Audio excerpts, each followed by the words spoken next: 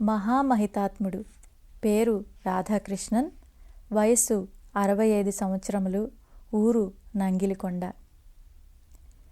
1965వ సంవత్సరంలో నా మిత్రుడు పూండీకి వెళుతూ నన్ను కూడా రమ్మని చెప్పి వెళ్ళాడు.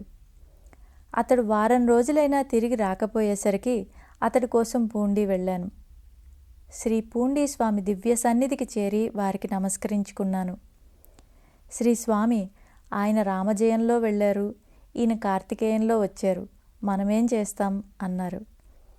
ఆ మాటలకు అర్థం నా మిత్రుడు ఈరోజే రామజయం బస్సులో బయలుదేరి వెళ్ళాడని, నేను కార్తికేయన్ బస్సులో వచ్చానని ఆయనే వివరించారు. అలా నా మిత్రుడి కోసం నేను వచ్చినట్లు శ్రీ స్వామి చెప్పడంతో నాకు చాలా ఆశ్చర్యం కలిగింది.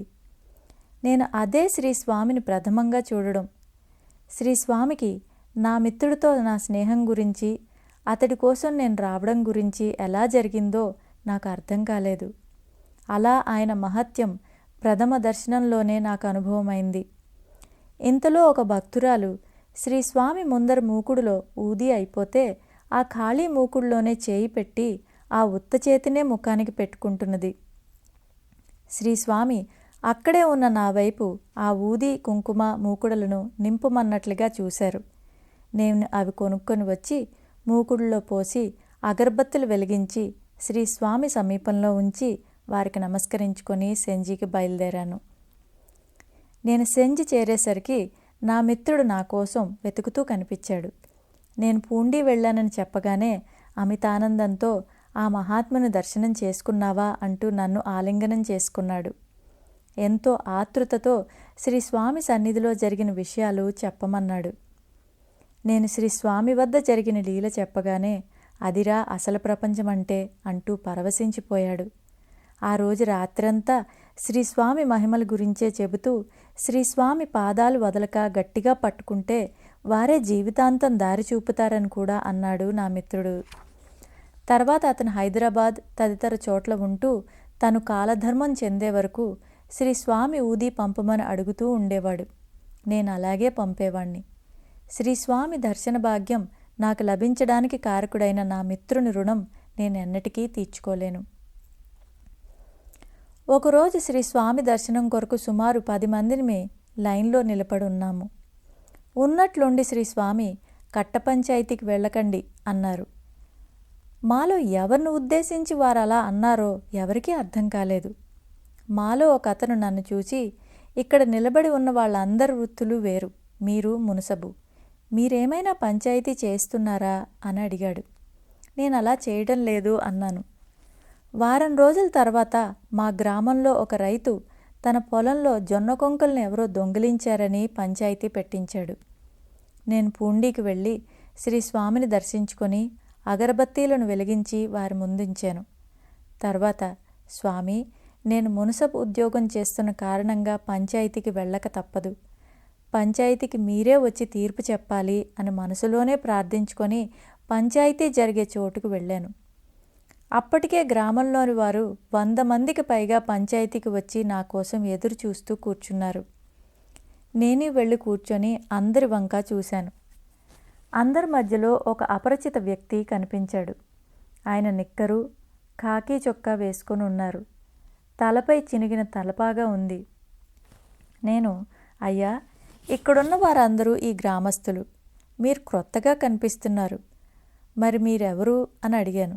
ఆయన, నేను కలశపాకం పక్కన పూండీ ప్రక్కన పయన్గోయల్ నుండి వచ్చాను అన్నారు.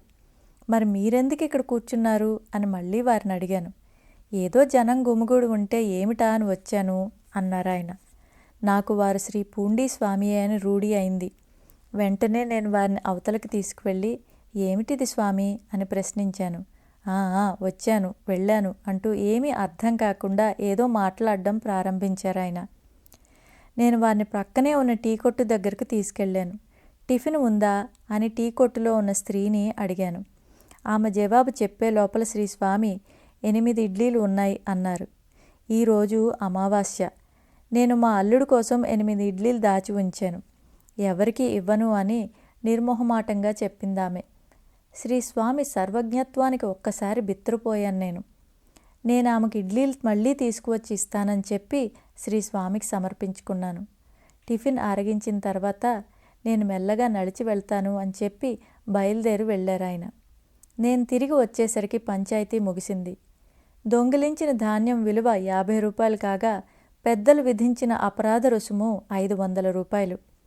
పంచాయతీ పెట్టించిన రైతు తనకై తానే మనసు మార్చుకొని ఆ పేదవాడు అంత డబ్బు కట్టమంటే ఎలా కడతాడు? పిల్లలు కలవాడు, ఏదో తెలియక తప్పు చేశాడు, వదిలిపెట్టండి అని చెప్పి రాజీ పడి వెళ్ళిపోయాడు. అలా నేను పంచాయతీకి వెళ్ళనట్లయింది. ఆ రోజు నుంచి నేను మరి ఇక ఏ పంచాయతీలకు హాజరు కాలేదు. ఒకరోజు తెల్లవారుజామున శ్రీ స్వామి మా ఇంటి ముంగిట నిలబడి లోపలికి తొంగి చూస్తున్నట్లు కల వచ్చింది. వెంటనే బయలుదేరి 7 గంటల సమయంలో పూండి చేరుకొని ఏటిలో స్నానం చేసి శ్రీ స్వామి సన్నిధికి వెళ్ళాను. ఆ సమయంలో భక్తులు ఎవరూ లేరు. సుబ్రహ్మణ్య స్వామి, ఏమయ్యా సెంజైనా రావయ్యా అని పలకరించారు. నేను శ్రీ స్వామి ఎదురుగా ముంగిట్లో మౌనంగా నిల్చున్నాను. అదెందుకయ్యా మనకు, వేరుశనక్కాయల పొట్టు మనకొద్దయ్యా, వదిలిపెట్టండి అన్నారు శ్రీ స్వామి. నాకు శ్రీ స్వామి దేని గురించి మాట్లాడుతున్నారో అర్థం కాలేదు. శ్రీ స్వామి నన్ను లోపలికి రమ్మన్నారు. ముంగిట అడ్డుపెట్టి ఉన్న కొయ్య పలకను తొలగించుకొని లోపలికి వెళ్ళి శ్రీ స్వామికి నమస్కరించుకున్నాను. నాకు చాలా సంతోషంగా అనిపించింది. అప్పుడు శ్రీ స్వామి నాతో, మనకొద్దు, ఆ పని మనకొద్దు, రాజీనామా చేసేసాయి అన్నారు. వెంటనే నేను బయలుదేరి తిరువన్నామలై హెడ్ పోస్ట్ ఆఫీస్కి వెళ్ళాను. అక్కడ నా రాజీనామా లేఖలను కలెక్టర్కు, తహసీల్దార్కు, రెవెన్యూ ఇన్స్పెక్టర్కు రిజిస్టర్డ్ పోస్ట్లో పంపించాను. నేను 2-3 రోజుల్లో ఇంటికి వస్తానని, నా కోసం వెతకవద్దని ఇంటికి ఉత్తరం రాశాను. అరుణాచలంలోనే వారం రోజులు గడిపి వారం రోజుల తర్వాత ఇల్లు చేరాను. నేను పంపించిన రాజీనామా లేఖలు అందరికీ అందాయి. మా అసోసియేటివ్ ప్రెసిడెంట్ నన్ను పిలిచి అడిగారు.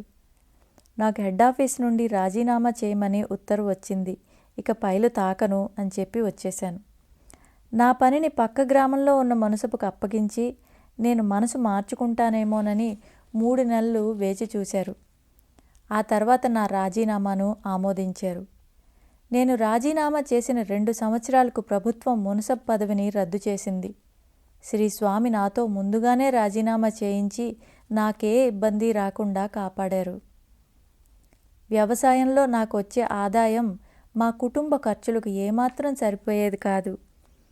అందుకని నా మిత్రులతో కలిసి చెరి 10,000 పెట్టుబడితో గ్రానైట్ వ్యాపారం చేయాలని మనసులో అనుకొని శ్రీ పూండి స్వామి సన్నిధికి చేరుకున్నాను. తెల్లవారుజామున లేచి స్నానాదులు ముగించుకొని వచ్చి 3 గంటల సమయంలో శ్రీ స్వామి సమీపంలో కూర్చొని ధ్యానం చేసుకుంటున్నాను. మనకెందుకయ్యా ఆ పని అన్నారు శ్రీ స్వామి. నేను వెంటనే పరదా తొలగించి శ్రీ స్వామి చరణాలకు ప్రణమిల్లాను. శ్రీ స్వామి, మనకెందుకయ్యా ఆ పని, ఆ నంజ అంటే మాగాణి చెయ్యొచ్చు, పుంజ చెయ్యొచ్చు, బ్రతుకు జరిగిపోతుంది, నీకెందుకు ఆలోచన అన్నారు. వ్యవసాయం తప్ప మరో దారి చూసుకోవడానికి శ్రీ స్వామి నన్ను అనుమతించలేదని నాకు అర్థమైంది. అంతటితో కుటుంబ భారాన్నంతా శ్రీ స్వామి చరణాలపై ఉంచి నిశ్చింతగా ఉండడం అలవాటు చేసుకున్నాను. ఒకసారి కొంతమందితో కలిసి పర్వతమలైకి వెళ్ళాలని తలచి శ్రీ స్వామిని ఆశీస్సులు అడిగాము. శ్రీ స్వామి అప్పసి నెల 18వ తేదీ అభిషేకమయ్యా అన్నారు. మాలో ఒకరు, స్వామి మీరు తారీఖు మార్చి చెబుతున్నారు అన్నాడు. లేదయ్యా, అంతా వెళ్ళి చేరడానికి ఆ రోజు అవుతుంది అన్నారు శ్రీ స్వామి. శ్రీ స్వామి మాటలు ఆ సమయంలో మాకెవరికీ అర్థం కాలేదు. తర్వాత 3 సంవత్సరాలకు అదే తారీఖున శ్రీ స్వామి మహాసమాధి చెందారు. శ్రీ స్వామి ఒక్కోసారి రాత్రులలో మాట్లాడుతూ ఉండేవారు. ఒకరోజు అర్ధరాత్రి నవరత్నాల వంటి జ్ఞానం ఉండగా కాలనా ఇచ్చి కరివేపాకు అడిగితే నేనేం చేసేది అని అన్నారు. అనుగ్రహించడమే నా పని అని బాబానే తమ అవతార కార్యాన్ని వెల్లడించారు. బాబా తమ రక్షణను, అనుగ్రహాన్ని ఇవ్వడానికి సంసిద్ధులై ఉన్న మూర్ఖత్వంతో మనమే దాన్ని స్వీకరించలేకున్నాము. రండి, బస్తాల కొద్దీ ఊది మోసుకుపోండి, ఈ మసీదు తల్లి భాండాగారాన్ని బండ్ల కొద్దీ తీసుకుపోండి అని బాబా ఎలుగెత్తి ఆహ్వానిస్తూనే ఉన్నారు. కానీ బాబా రక్షణ అనే ఊదిని జ్ఞానం అనే భాండాగారాన్ని స్వీకరించేవారే లేరు. ఈ విషయాన్నే ప్రస్తావిస్తూ బాబా అడిగిన వారికి అడిగినంత సమృద్ధిగా ఇవ్వమని నా యజమాని నన్ను ఆదేశించాడు. కానీ నా మాటలు చెవిన పెట్టేదెవరు? నా ధనాగారపు తలుపులు బార్లా తెరిచిపెట్టి ఉంచాను. కానీ ఆ సంపదను తీసుకుని పోయేవారే లేరు. ప్రజలు ఊరికే నా వద్దకు వచ్చి ఇవ్వు ఇవ్వు అంటారు. నేను తీసుకోమంటాను, కానీ తీసుకునేవారు లేరు అని ఎన్నోసార్లు వాపోయేవారు. సాయినాథుని శరత్ బాబూజీ రచించిన సాయి భక్తి సాధన రహస్యం నుంచి. ఒక భక్తుడు శ్రీ స్వామి కోసం భోజనం తెచ్చాడు. హైదరాబాదులో అద్భుతమైన మునక్కాయల సాంబార్తో భోజనం చేసి వచ్చాను అని అప్పుడే భోజనం చేసి వచ్చిన సూచనగా త్రేయించారు శ్రీ స్వామి. ఆ గదంతా మునక్కాయల సాంబార్ వాసన గుమగుమలాడింది. ఆ వచ్చిన భక్తుడు బ్రతిమాలగా 2 ముద్దలు మాత్రం స్వీకరించారు.